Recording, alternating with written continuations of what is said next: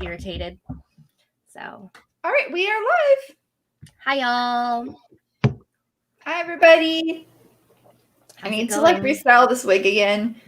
Whatever. You look so cute. Purple looks good on you. I'm always like something looks good on you, and it's like every day, Sam. This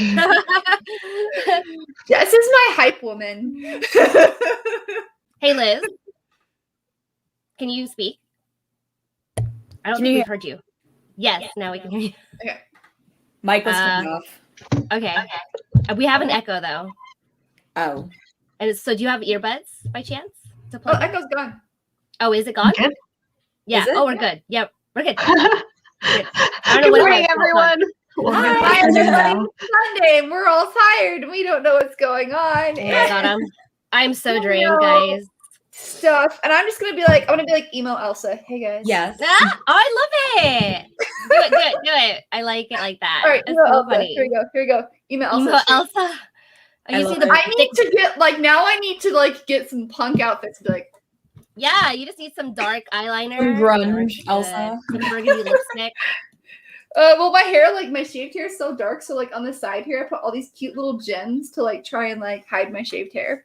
I love it. I was like, it works, guys, but I'm gonna have to restyle this wig and figure some things out because when you have a shaved side, oh gosh, I forgot that light wigs are trouble. There's nothing to grab onto. No, and it just keeps sliding, and I was like, stay there. No. I think this was this is originally my D-lit wig that I altered, and it weighs a ton. Like, it is so big, and it works perfectly for Lily, but like it keeps pulling back. I'm just like, no. Yeah, that's where like wig grips are super useful. Like, oh my gosh, I tell you, wig grips have saved my life. I'm wearing a wig grip on this just to help because I have like no hair really. That's what I was saying. Like even with a wig grip, it slips. That sucks. A little bit, but that's just because my head's so small. So even the wig grip slips. You're so funny, Sam. I need to make my own. You know what I need to do? I just need to get some more Develop silicone, put it around like one of my mannequin heads that I know is the same size as my head, and make my own silicone band, my own wig grip. That's a smart idea. Yeah. Honestly, that's a good idea. Do it. Yeah. Do it, Sam. And let us know if it works. Yeah. I will. I have a wig grip. Like, I have one, but I only use it for like one costume, and so like I just like autopilot to that one wig, and then if I'm not wearing it, I'm like, oh, it just doesn't exist. So, hello, I definitely feel that. We're doing well. I think that's German for wigettes. I think that's German saying how are you? I think. Let me look it up. Am I right? V, because it's W-I. I remember a little bit. And I definitely have that same thing. Like, especially if it's like shoes or something for a certain costume. Just forget. Like I do not think of them for other costumes. Like I could have the perfect pair of shoes that would transfer to another costume, but I'd be like, no, those are Aqua shoes. Like you can't wear shoes twice. Obviously. Never. That's okay. It's all right. All right. So today we are going to be covering the history of cosplay. We're going to talk just about, like where it's come from, where it's been, what it is now, and where we think it might be going. I think that covers it, right? Yeah, pretty much. And since Jinx has been around since the dawn of cosplay, she can tell us. We brought an old timer with us. She's like, shut up, guys. I'm only a couple of years behind you. I started really young. So. Yeah. Oh, George said yes, that I don't know if I said it. We get, I could say completely wrong. Je parle français. Hajimemashite. Watashi wa Samantha Kisses. And hi, my name's Sam.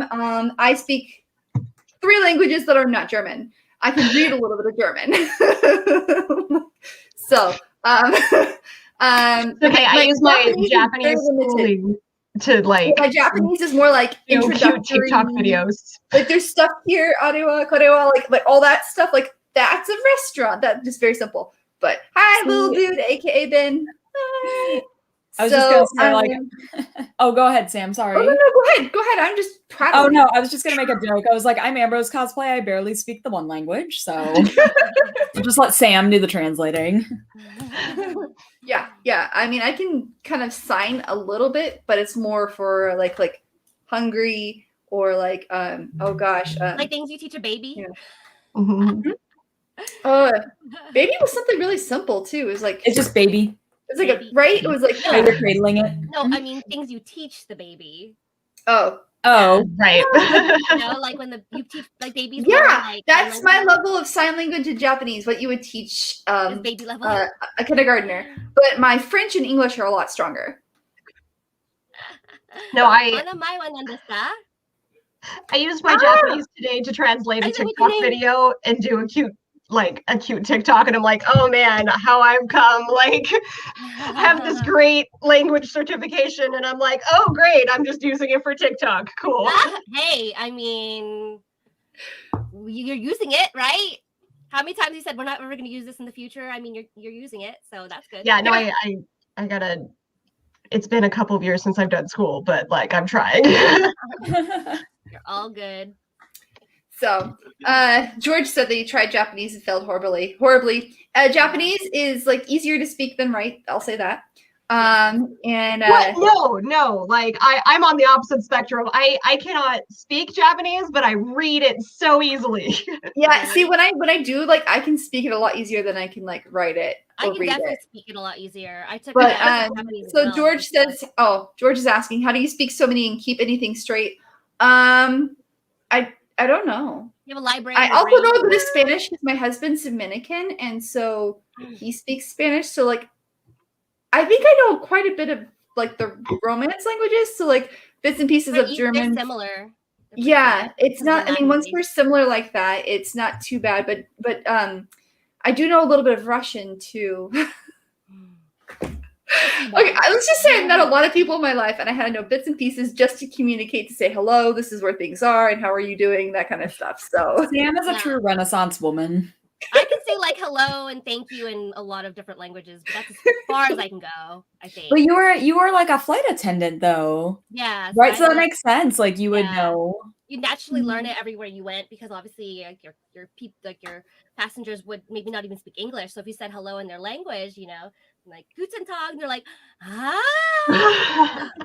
you know, like, oh my god, you know my language, it's amazing. Yeah, exactly. I can see that being like really useful for individuals who are just, you know. Okay, George, but you're totally right. So he says, I think Sam might actually be a robot. We joke about this. Like, I think she's like an android or an AI or something like that, because she's always got like all this like right brain. Like how you do that? Sam's a little sus. I don't know. Comment. She's very sus. No comment about my robotic origins. So that's why she always looks good in different wigs and stuff, because like her body like genetically like alters like slightly just to adjust to every look. She's an android. She's an android, guys. I don't know. I think it's just called being super pale. But yeah, no. I just practiced memory for a really long time because I had seizures growing up, and people told me I'd have memory problems, and I wanted to prove them wrong. So you did like extra effort. Are we ready to talk about history, guys? Yes. We're going to stop talking robot, about yes. weird robot people, and we're going to move on to the history of cosplay. So as I mess with my emo hair. And then, hi, Sean. Thanks for joining us. So, Jinx, do you want me to pull up the PowerPoint, or do you? It doesn't matter. Okay, let me grab it then real fast. Okay, because I'm kind of like doing like. Then we can do introductions, because we didn't do introductions today yet. Oh yeah, because I'm doing all the side stuff, the sharing and the commenting thing. Yeah. So why don't we have Kii-Chan? Why don't we have you introduce yourself? Good noon, internet. I'm Kii-Chan Cosplay. I'm the Seattle kind of Pacific Northwest cosplayer. I have been cosplaying. I always forget what the exact date is, but it's over like I'm at like 15 years or something. Like I've been doing this not as long as some, but like a large chunk. I I got lucky and I grew up in a very nerdy household, so it just kind of became really natural to go to conventions and dress up for conventions. Like I remember going to my first con and like my dad's like, you can't just go in normal clothes, like you have to dress up. It's not And allowed. so yeah, so I just like from the very beginning, I was just like, oh, you have to dress up to conventions. I've never been to one. I didn't know what they look like, but I had to go in one. And so I guess that's actually it's a bad habit now because I now can't go to a convention unless I'm in a costume. Like I just even on like 0 day or whatever, like I'm always like already decked out, ready to go. But that's just because like that is all I know. That is all I've been raised to do. Raised to But I have a very nostalgic like emotions for this episode because like there is a lot of history to cosplay that a lot of people don't know.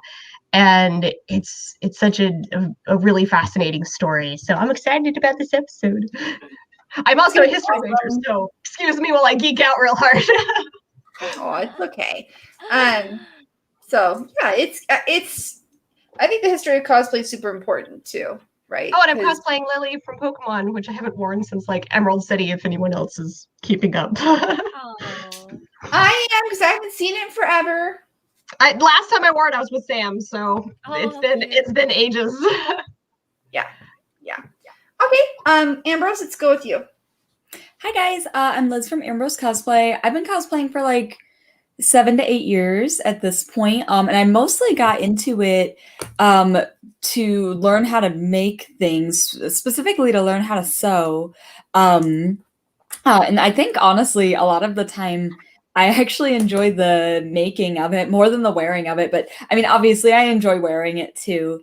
But like, the learning new things and getting better at a skill that you enjoy, that's the part that I really like about cosplay. And that's kind of how I got into it in the first place too, was, to learn how to sew and learn garment construction. That's awesome. I wish I'd gotten into it because I wanted to learn how to sew. That's not why I got into it.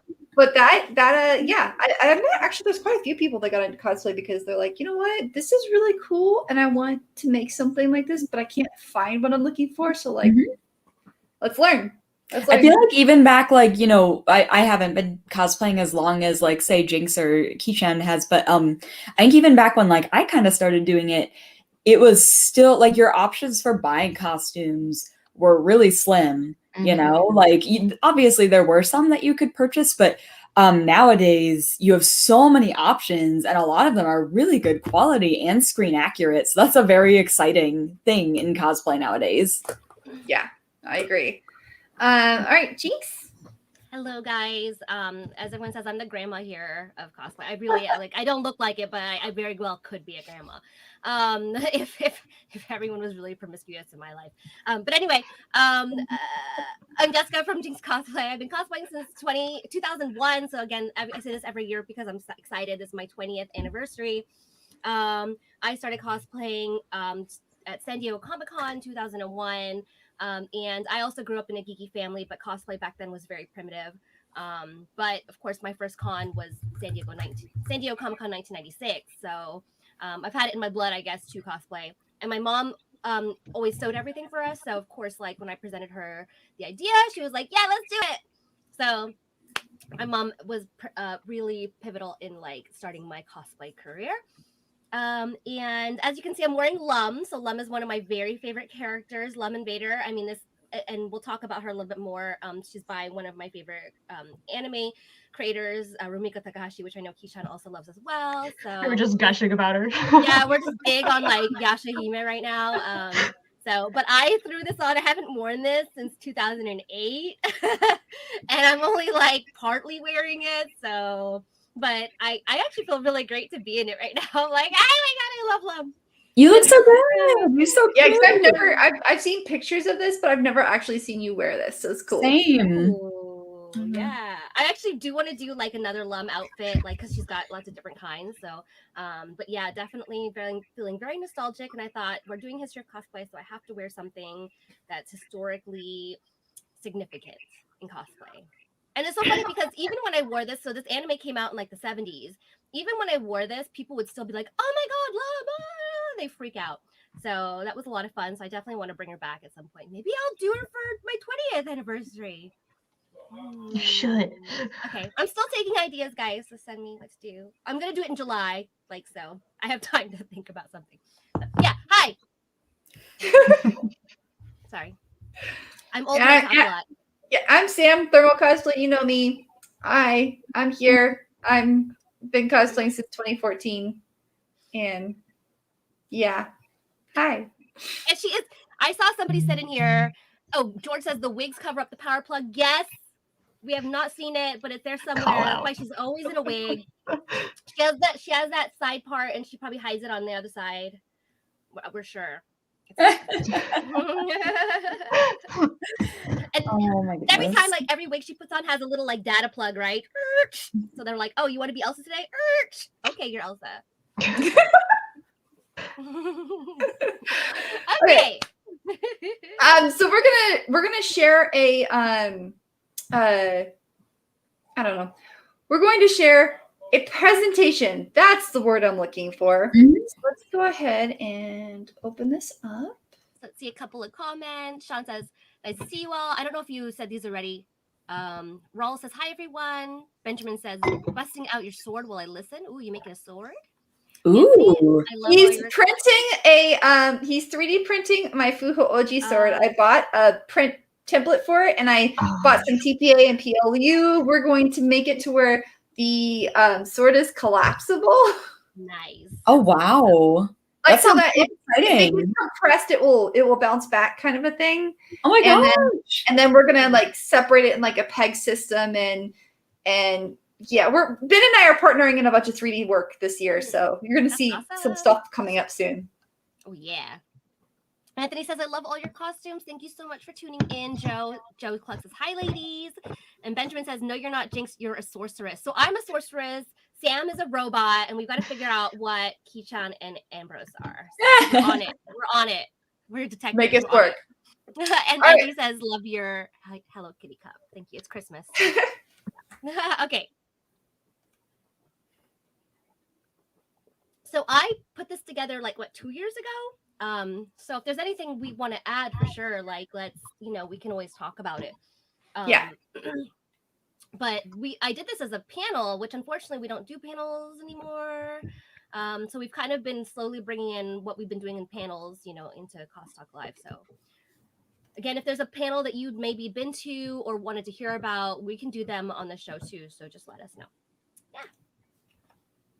All right. Am I running the show here?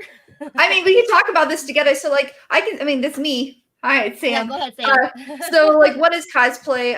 Cosplay is, for those of you who don't know, it's a mashup between the words costume and play. And it was coined by Nobuyuki Takahashi of the anime studio Hard after visiting Worldcon. So basically in 1980s, this individual went to a convention and was like, this is really cool. People are dressing up. They've been dressing up, like we'll go into, but they've been dressing up since like the 30s. But it was just sci-fi costume, or like it was just a genre. So cosplay didn't really come about as a phrase until the late 80s and wasn't commonly used until the 90s. Mm. So there is your little history lesson if you were wondering where the word cosplay came from. Yay. Right there.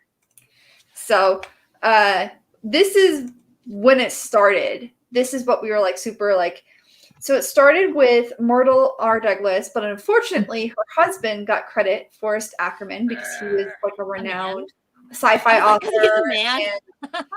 And she made all of his costumes, and she made his friends' costumes and his friends' costumes. But it started in 1939 when they were trying to do like futuristic costumes, and they started doing like stuff from sci-fi books. They've done like War of the Worlds. They did a bunch of different costumes. You can find it in history museums. Like their pictures are in costume museums everywhere, because they were one of the first people that kind of brought costuming out of Renaissance wear and stuff that was very traditional and considered costumey, and into more of the sci-fi, comic book, anime realm. Like people started realizing, oh wait, why are we always sticking with like thinking about these old-fashioned historical costumes when we could be using our pop culture as a source? So that's kind of where it started in 1939 at the Worldcon. I really wish Worldcon Exists still. Yeah. Let's start it. Let's do Worldcon 2022. Yeah. I like it. Great idea. We might need more time, actually, but hey, let's do it. We'll figure it out. But yeah. So that's where it started, was with Myrtle making these costumes because she was so inspired by the books that she was reading and or writing. Amazing. So yeah, so let's talk about the first half of the 20th century. So you can hear these are actual authentic pictures of people cosplaying at Worldcon. So obviously they're not very detailed, a little more like fancy dress Halloweeny party. But again, like as Sam said, really the only thing that people knew about costuming was like historical costuming. And actually, I'm going to take a little side note for a lot of costumes that were for Halloween were actually made out of paper and were very cheap. And it wasn't until about this time we start seeing some like more cloth-based costumes for Halloween. So this actually would have been like the top of the line at its time, because if you did buy a typical Halloween costume, they were made out of just cotton or really and truly just paper mache. A lot of it was just a lot they of would use burlap too. They would even use burlap. Yeah, and burlap. And so like to see people with these like level of different cloth would have been huge, which is why it was such a big deal.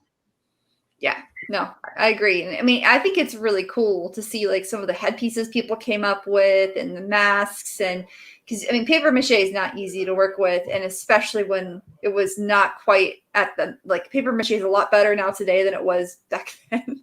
So right, and like better additives to make it stronger. And you know they didn't have any of like nearly any of the tools that we have to our to us today. Like I'm sure even cardboard was like not even really a thing that they had thought about using for a prop or a decoration piece. I mean, remember this was kind of the, you know, the first half of the 20th century. This was sort of our boom of new materials being invented all the time too. We also had a couple of wars happen as well, so there was a lot going on.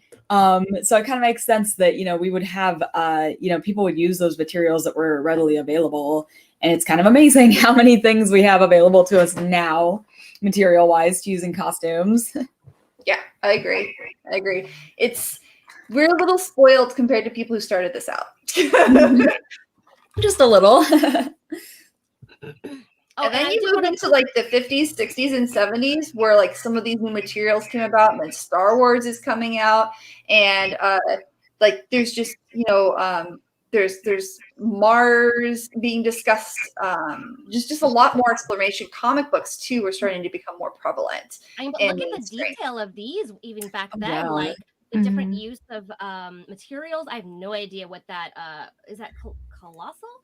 What he's made of, or like the Thing or something, maybe. It's just like I feel like I don't know. And then also like in my sewing class, you know, there's a couple of older ladies in there, and they were saying like even when they were kids, patterns didn't exist.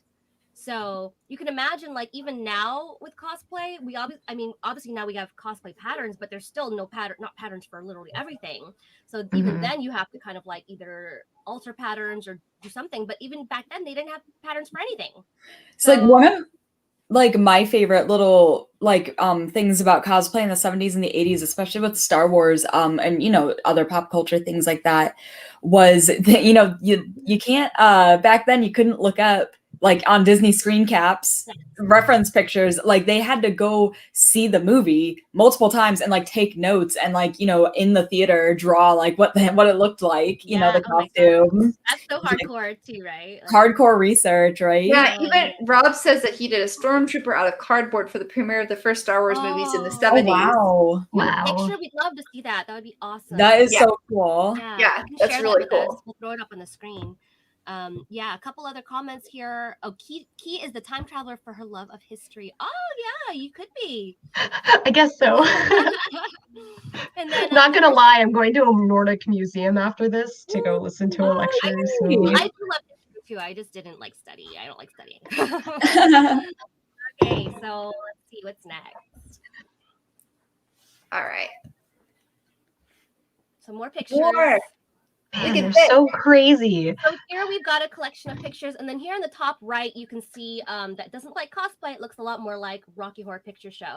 So if you're not familiar with the Rocky Horror Picture Show, you know, it was this huge phenomenon where it was a movie, and then they did live shows, and they encouraged people to dress up for free admittance. So I mean, hey, why not throw on a costume, get in for free?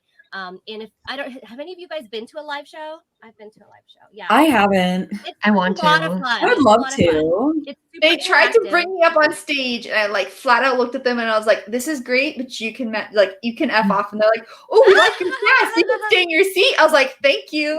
Yeah, I was like, so "No." it's a very interactive show. Everyone in the audience dresses up, and you know they have the screen showing the movie, and they have live actors, and it's great. So it's kind of like it wasn't. It kind of helped popularize kind of what cosplay could be, but still at the time it was very segregated from what. Yeah, it was cosplay very niche. The people like- that did this in the beginning, you have to think of people that did this were very much like looked frowned upon, kind of skirted around. There are people who like at this time that attended conventions, their families kind of were like, oh, it's that cousin or that brother and sister, and they just didn't acknowledge it because it was so shameful. And like you'll notice like a lot of the women are wearing like very revealing clothing, and that's because most of the females written or in TV, I mean, think Princess Leia, think like the covers of old books, like the girls were always kind of scantily clad. And so it's not that they're all trying to be sexy cosplayers, they're actually probably just being as accurate to the picture or the book or the screen as they can be. And the problem was during this era there was a lot of sexualization with women, and at least in the nerd community. And so you'll see a lot of that from the old days, and it doesn't really kind of like, I mean, it never technically grows out because we have a lot of sexy cosplay, which is great. Believe me, I'm not against it or anything. I just like it's very interesting to see that there was a lot of it in the past for cosplay, and that wasn't because that's what people were aiming for. It's because that was just what was screen accurate at the time. Yeah. So I just want to mention, because I finally brought up the thing and I can see my notes here. So just the earliest known instance of costuming a convention was earliest known. So remember that was in the United Kingdom was the London Science Fiction Convention in 1953, but only as part of a play. So it's kind of like the first known. And then the 15th World Con on 1957 brought the first official convention masquerade to the UK. So Wow. Oh, wow, that's cool. I didn't know that. yeah, getting your history lesson. All right. It's History Day. So there you go. First San Diego Comic-Con, 1970. This is where basically your nerds and geeks were like, we're free. Yeah. I can only imagine what that felt like for the first time to just go somewhere and have like so many like-minded individuals present. Especially when you're already being like shunned as an outsider by everyone else. You know, even your family, you know, always thought it was weird. And I mean, bring Yaya's book up. Like she talks a lot about that kind of feeling where you kind of feel like an outsider, and then you find your niche, like fellow artists or fellow gamers or something. And it was so very like strange to have these events that like everybody was like-minded. And she actually has a whole chapter covering kind of that nostalgic feeling when you first start getting into cosplay. She's got a History of Cosplay chapter 2, which is really awesome. It's really well written. I loved reading it. It was so nostalgic. So you guys should definitely pick it up if you are more interested in you know. Yeah, we have some comments. We have like George that said he remembers of reading when Star Wars first came out and saw a woman had made one of the flight suits, and he saw it nearly 100 times.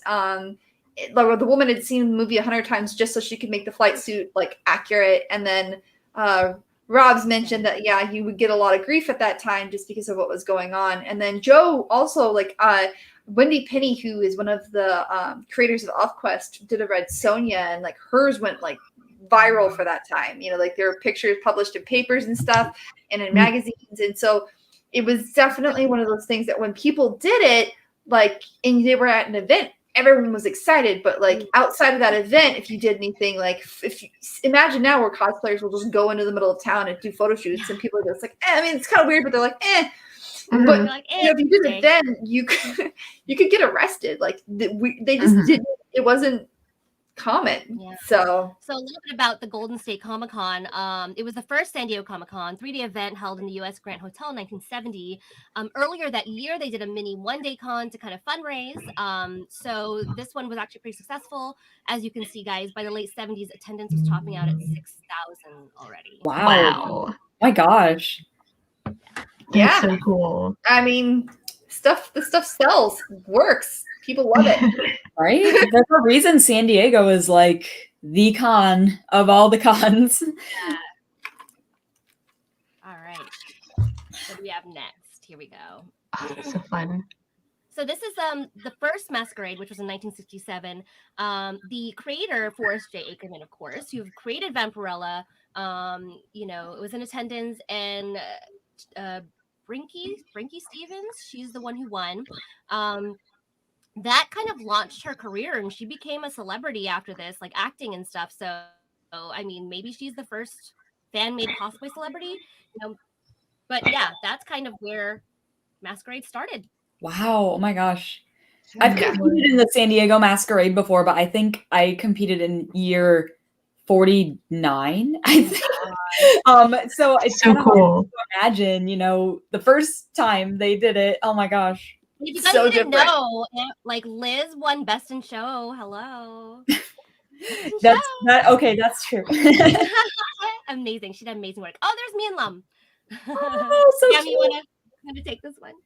So what happened was in the 80s, we mentioned that in 1984, the word cosplay came around. So by the mid 80s, people had started to really get into the costuming scene, and it was becoming not mainstream, but it was becoming more common at conventions. And it was also around this time where anime conventions were starting to become more prevalent and taking the forefront. And so when this individual had come over from Japan and saw what was going on, he took it back with him, and oh my goodness, the Japanese ran with it, and cosplay became a big hit. And by 1990, it was pretty much mainstream in Japan. Like you had stuff. They were already starting to open stores. They were already starting to have events where masquerades and costume contests were accepted. They even had like certain times of day and places where you could schedule shoots with photographers, and it was like this whole wall in the back. And although it was, and this is still the thing today, was you went to this back wall and you wore your cosplay and you went in line and you just lined up and took photos, right? And so cool. It was, I mean, it's become almost a business now too. There are some events where you're actually not allowed to wander around the convention and cosplay because so many people do it. So you have to set a time period where you're allowed to wear your costume. Mm-hmm. So it's wild. I mean, in the 80s, really I'd say between 1985 and 1990, this 5-year span, it got picked up and just became, just took off like wildfire. It was amazing. Absolutely. So, and then we said 90s. 90s are when the creators of costumes and the creators of comics and manga and all these things were like, whoa, what if we created, let's start drawing our characters to be a bit more realistic, but not at the same time. Like, they still wanted them stylized, but they created, a lot of manga was actually created with clothing that was common in that time that people could find and then alter because they wanted fans to basically promote their stuff. So Ranma was a really big one. Ranma cosplayers in the 90s were freaking everywhere because the clothing was so simple that you could really, you didn't even have to necessarily be able to make it. You could buy it, and then you just very simple, alter it very little, and it was just incredible. Definitely. And wigs at this time were only used for cancer patients. They were real hair. There was really no such thing as a synthetic wig. It wasn't until I think the late 90s that we got the first real party wigs. And so things like Rama, where they were all just black hair or red hair, the very natural hair coloring. You see a little more of that kind of in manga too. Yeah. Yeah, because you saw them moving away from brown and black hair by the late 80s, but you didn't see a lot of the really radical colors until the mid to late 90s. So, and those party wig colors. Oh boy. If you wanted to be Sailor Moon, you were gonna have yellow hair. Like it was gonna be accurate to what was on the screen.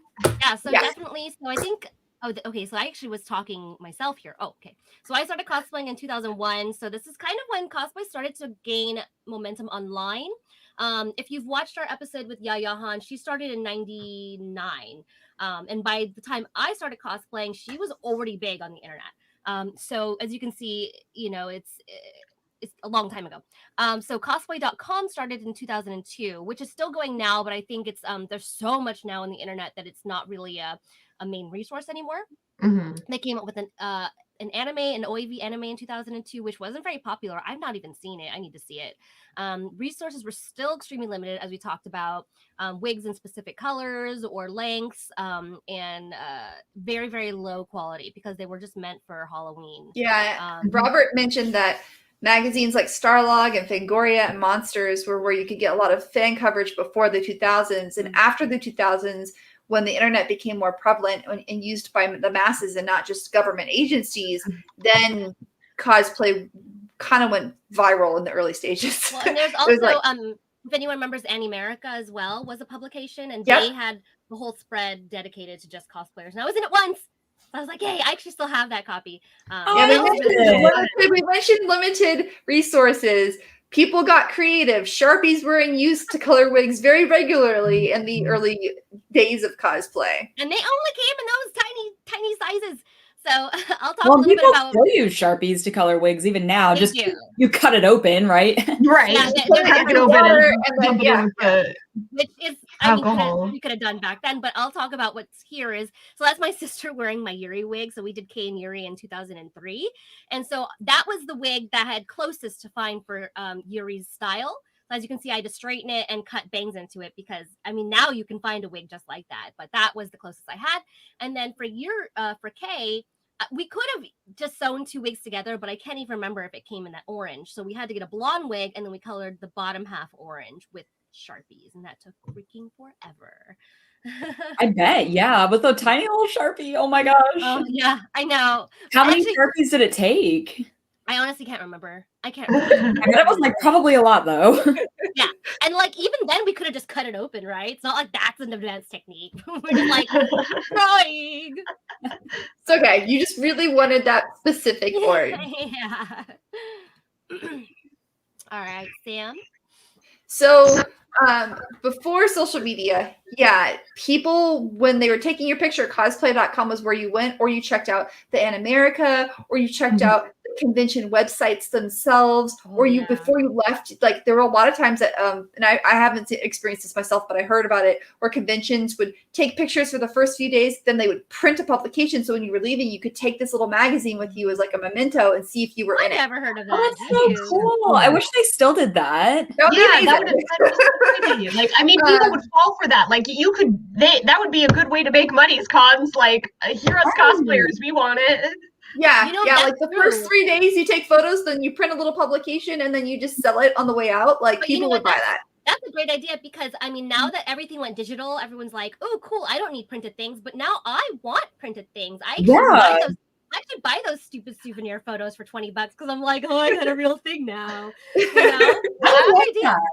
But this was also in the early 2000s, through cosplay.com and the camaraderie, more people were able to organize cosplay contests, create groups. So even if they were across the world or across the US, they were able to coordinate using this website before social media and say, okay, I'm going to do this. You're going to do this. We're going to use these specific fabric types. So cosplay.com really helped cosplayers congregate, create a forum, a community, right? Yes. I got really lucky. Go ahead. Last weekend, not because we were doing this episode, but I went to a friend's house for dinner, and she pulled out all of our old cosplay pictures. I'm terrible at taking pictures of myself, and so before, I don't know, 2000 and probably 13, 14, I didn't really take pictures of myself. And so it was really cool going back and looking at all these really bad lighting, terrible poses. I did Train Hardnet from Black Hat, and that was right when that was airing, and it was super popular. And it was so cool to look back at these pictures and go, wow, we've come so far. Because that was that was what it was. Like these pictures for their age were like the best pictures you can get of your cosplay.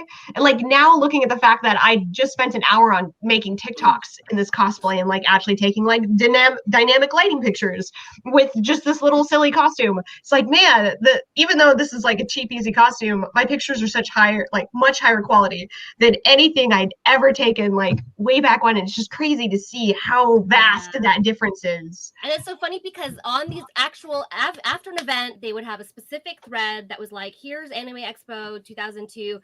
Did you take my picture? So then you have to describe, because we didn't even have pictures of ourselves. So you describe, I was Lum, I'm Filipino Lum, you know, with green wig, whatever. And then everyone would post their pictures, or photographers would go in and make their own post. And here's all the pictures I took. So that was basically how we survived. Yep. Yeah.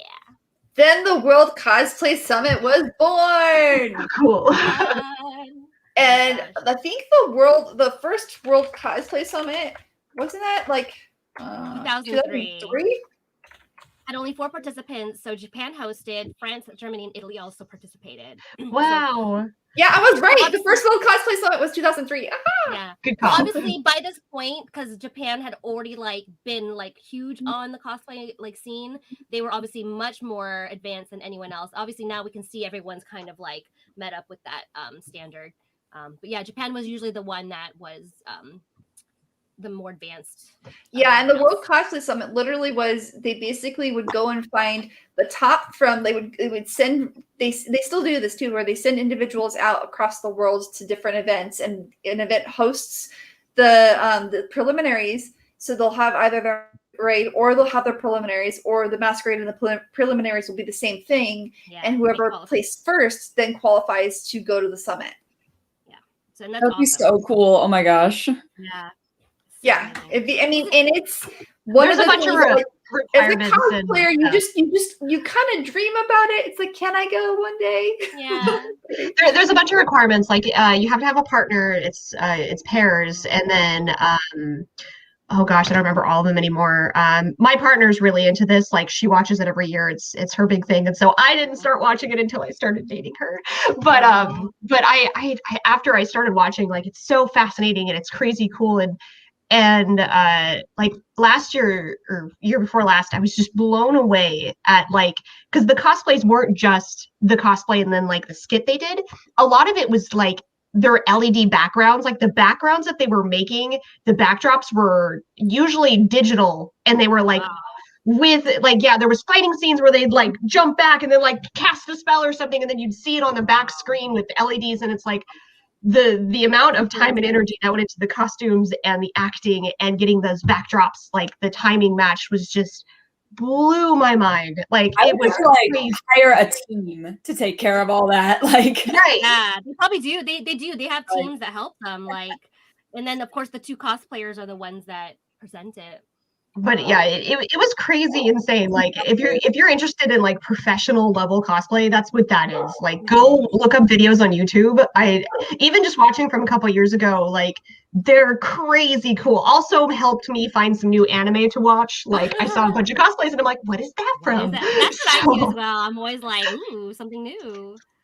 That's pretty very immersive. So, yeah. Now we've moved into, the late 2000s, basically closer within the past 5 years, right?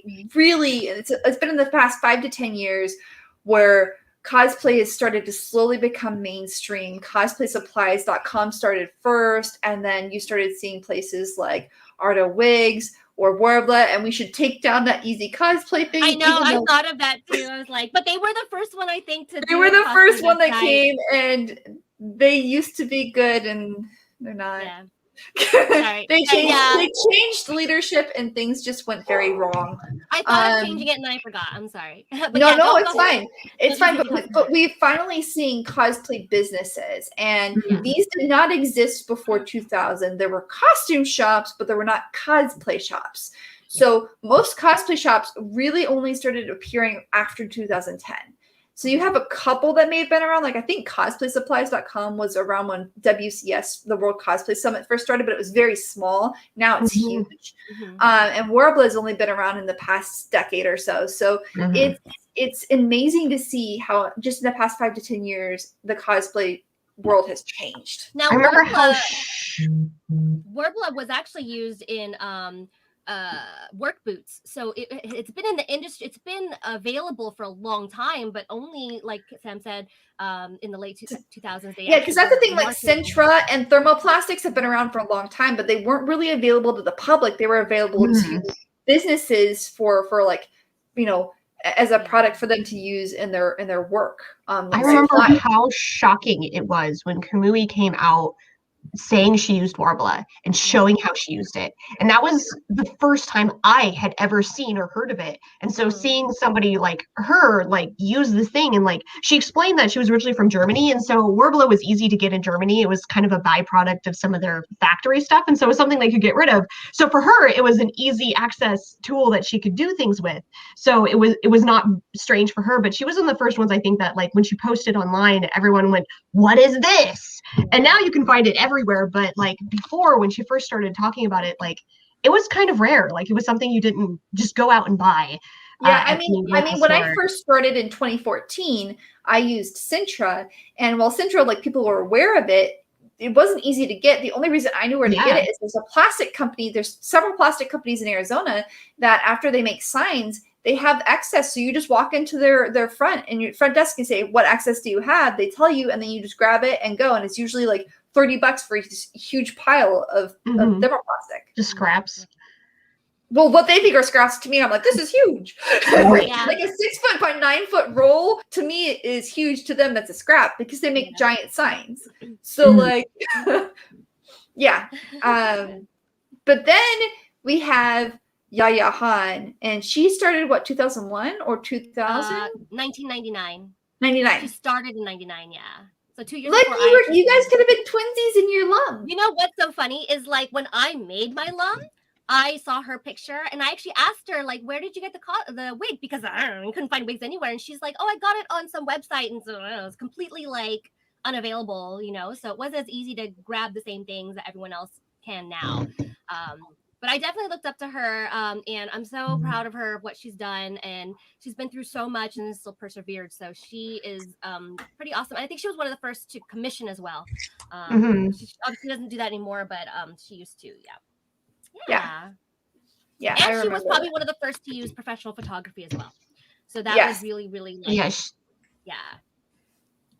Okay, and then same thing with Jessica Nigri. She helped push cosplay into the mainstream too, because what she started with doing was she took she was kind of like a booth babe, and then she really like kind of took and made the sexier side of cosplay. And what actually made her super famous were the calendars that she sold to the military.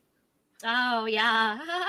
Which so I think she still does this. I think she still sells calendars, like annual calendars to the military. So like I believe that's still done, but like that was a really popular revenue for her, like selling prints and stuff to individuals overseas. Yeah, and like it or not, she probably started the whole cosplay celebrity phenomenon. Even though, you know, Yaya and Kamui were, you know, pretty famous at this time, but she was kind of the one that made cosplay celebrities mainstream. So there's always a lot of controversy over it, whether you like it or not. Hey, she's making money doing something she loves. You know, she's honestly like, well, it's funny because like now as an adult, I love her. Like when I was younger, I'm like, oh well, she's just known for her sexy stuff. But like now as an adult, I'm like, she has a great head on her shoulders. She's doing her absolute dream job, and she's been doing it forever. And she makes fun of herself. Like she's such a very casual person. Oh my gosh, yes, she makes fun of herself she's all okay the with time. laughing at herself and making mistakes and like going, "Hey, here's the stitch I forgot on my outfit." Like she really just tries to make it normalized that like you do what you love. A lot of it has to do with like how society views women in general. Yeah. I mean, me as well in my 20s, like I kind of felt like, oh, sexy cosplay. But then when I did LUM, like I'd get some kind of hate too, because it's a sexy cosplay, like unintentionally.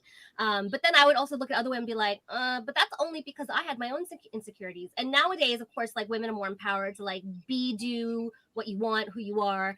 When back then it was like, oh, you're sexy and you're showing it off. But actually inside I was like, oh, but I'm ugly and I can't do that.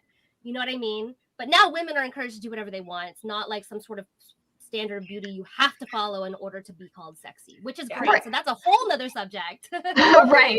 We'll cover. And like she still makes all her costumes. Like she's still, well, most of her costumes. I know she buys some, but like she says which ones she makes and which ones she buys, and she talks about the process in which she does. It's not like she just throws on random bikinis and stuff. Like she actually puts a lot of effort into making props and pieces for her costumes. Yeah.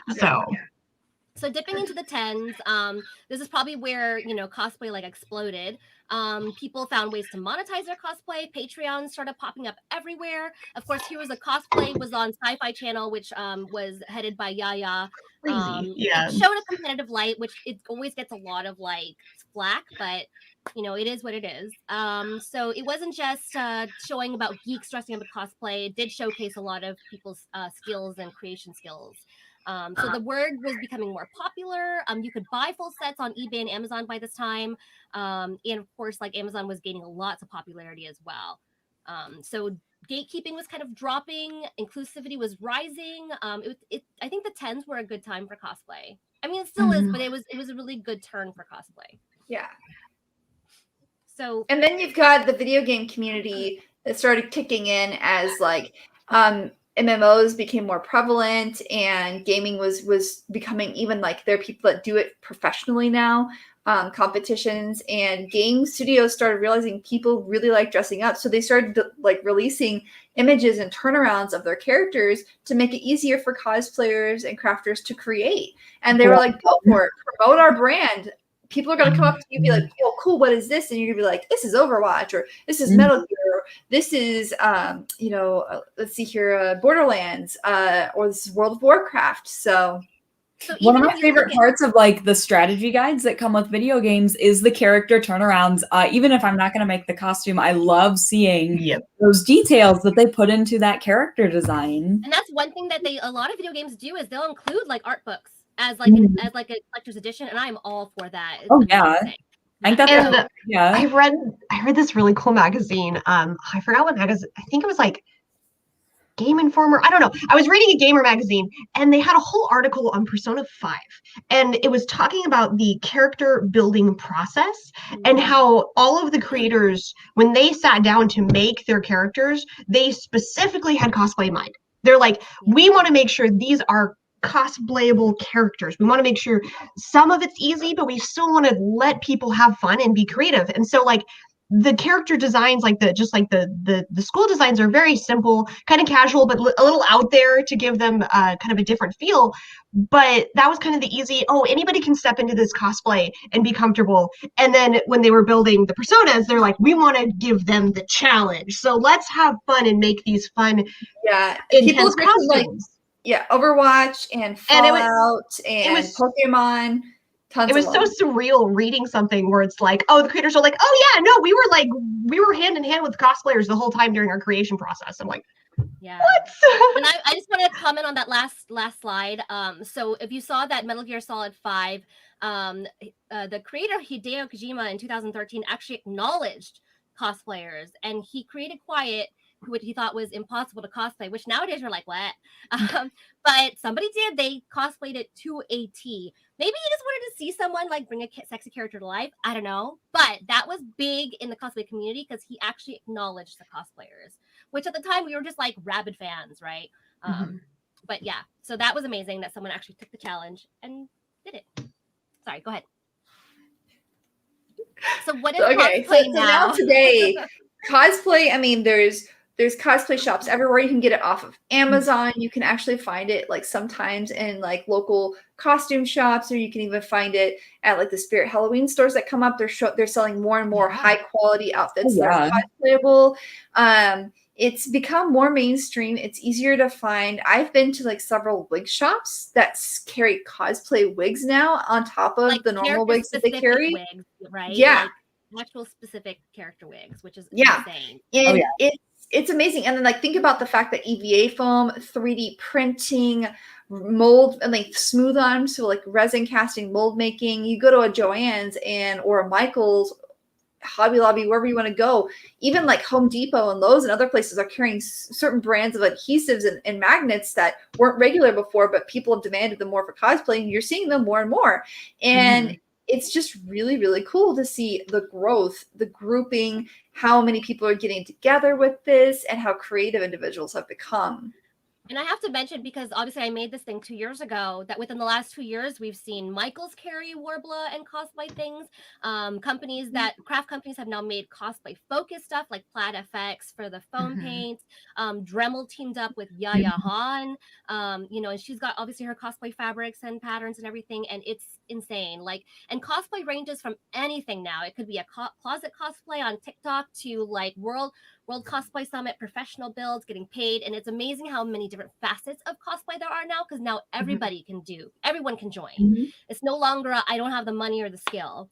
And I think that's wonderful. It's so great to see everybody have fun, because that's all cosplay is supposed to be. So by 2019, again 2 years ago, World Cosplay had 40 participating countries. And if we think about like Miss Universe, I think they have like 55 participating countries.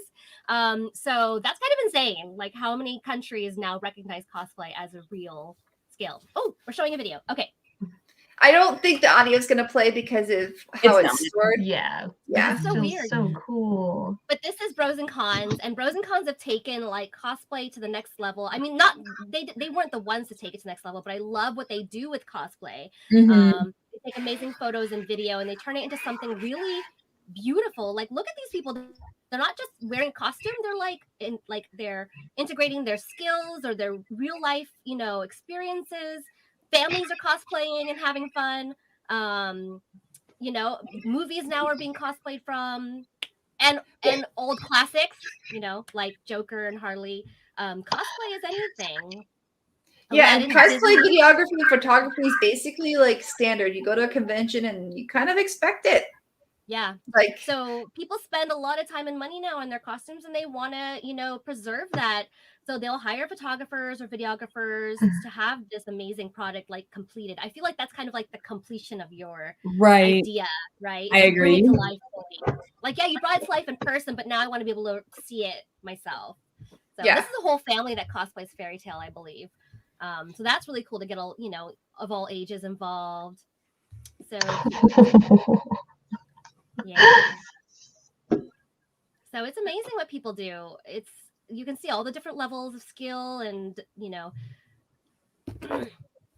and friends cosplay. So this is a group of friends that did a Winter Soldier group. Am I getting this right? Yep. Okay. Oh, this is my favorite. So we've got old school Mortal Kombat. Oh my God, they were so cool. And of course, that was Phoenix Comic Fest. I think they called it that year. Yep, there we go. Phoenix Comic Fest. Yeah. oh, That's so fun. So this is another thing. What's funny is I actually I applied. It was a couple years ago. I applied or submitted a submission to a contest where you had to talk about contests that you had competed in the past. And so I mentioned all of the Phoenix ones I had done because I competed when it was Phoenix Comic-Con, Phoenix Comic Fest, Phoenix Fan Fusion. And they actually, a representative sent me an email saying we've never heard of all these Phoenix ones. Could you explain? And I was like, oh, they're all the same one. It's just keep changing their name. Keep changing the name. Yeah. I thought that was too funny. So again, this is Bros and Cons, and they took it another step further, and they develop cosplay documentaries, which is so cool because it even goes further in depth into the life of a cosplayer. Yeah. So as you can see, we love Bros and Cons. We love it. I think that's it. I think that's all we got in that presentation. So if you guys have questions, write them in because we got tons of comments that we haven't gone through, and we're so sorry. Because that whole thing is about an hour long. So write your questions in while I read some comments. Let's see. So Ben says you're ancient, Rob. Rob says shut up.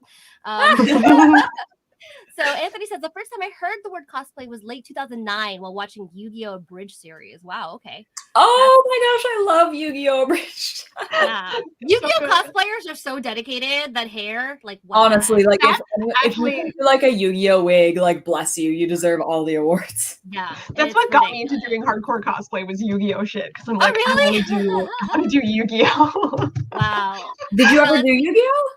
Yeah, so I've cosplayed Bakura. He's going to be a reboot eventually, and then I cosplay Johan from Yu-Gi-Oh! GX, which nobody knows. And I've worked on a Yusei wig, and like I Pokemon and Yu-Gi-Oh! Have a special place in my heart. So every once in a while, I fall back on them. Nice. Let's see. So, magazines. Robert says Dragon means like Starlog, Fangoria. Oh, you mentioned that one. Rawl loves anime conventions. Anthony was in the Overwatch photo shoot as Reaper. Joel says hi. And Kat, hello. Kat's our friend. She does Craftily Ever After stream. Anthony loves Yaya Han's costumes. I mean, I adored them. I still look up to them. They're amazing. She's so talented. She's so good. Yeah. I can't. Yeah. So if you guys have any other questions, we're about to wrap up. I think 1 o'clock. Wow, we're on time. So Wild. I feel like this happened yesterday too. Kat was on my crafting stream with me, and like we spoke, and then I looked down and I'm like, "How's it been 50 minutes?" Like, oh right, yeah. What happened? And we could have talked a lot more about what were on those slides, and we were kind of like, I knew we had to get this like through in an hour. Ben says thank you for the show, guys. Again, if you have any subjects you want us to actually like do research on and do presentations, we're happy to. Again, this is stuff that we would have done in conventions. So yeah. So, okay, I guess that's it, guys. So let's wrap it up. Where we can find everybody, guys. I have website jinxcosplay.com. I'm also on social media as the Jinx Cosplay on Facebook, Instagram, Twitch. I'm going to start streaming with Sam and Twitter, TikTok. But yeah, that's my website. Yay. And then I'll do a quick CosTalk live spiel. Of course, we do it every Sunday. When are we taking a break, Sam? When is Easter next week. No, that's not next week. It's the week after. Okay, so the 11th, right? So next week is next week is the cosplay company, and then the week after that is Easter. Oh yeah, so we are doing a live with cosplay company representative James, and they're one of our sponsors, and they provide us with some really cool stuff. We're gonna do a giveaway live during the show. So we have a really cool rogue hood to give away. So if you guys want to participate, you'll have to watch and follow our instructions. Then that is next Sunday, the 28th. And they're really awesome. They're based in the UK, and they make really high quality stuff. Those hoods are so nice, you guys. Yeah, they're so really nice. I still need to post my pictures. No problem. And then, of course, we stream on 3 platforms at 12 p.m. Pacific Daylight Time on YouTube, Facebook, and Twitch. Yes, we just gained an hour. Yeah, Kii-Chan, go ahead. I was just daylight savings is still affecting me. I haven't been sleeping well this week. It's stupid. I hope it goes away. But hi everyone, I'm Kii-Chan Cosplay, and you can find me on Instagram as Kii-Chan_Cosplay or Facebook as Kii-Chan Cosplay, all one word. And then TikTok, I'm tiny_raincloud. But yeah, that's me. And Liz? I'm Liz from Ambrose Cosplay. You guys can find me at Ambrose_Cosplay on Facebook, Instagram, and Instructables. Look at that. Look, we're here. Oh my gosh. Oh, yeah, I heard it. Liz. Oh my gosh, Jinx like takes care of me, you guys. Go to ThermoCosplay.com and you'll find everything you need to know: tutorials, events, more about CosTalk. Share her AI secrets with us, but you'll find everything else there. Maybe she'll put an Instructables up. No AI secrets. So again, guys, we have a whole schedule set up too, and catch us next weekend, please, and support us and our sponsor cosplay company because they are awesome. And you guys check them out. We have a code CosTalk Live. You get 15% off their website. And you can find it on the bottom of the CosTalk Live website too, if you ever forget it. Yep. All right, guys. Thank you so much for tuning in. We love you all. Bye, everybody.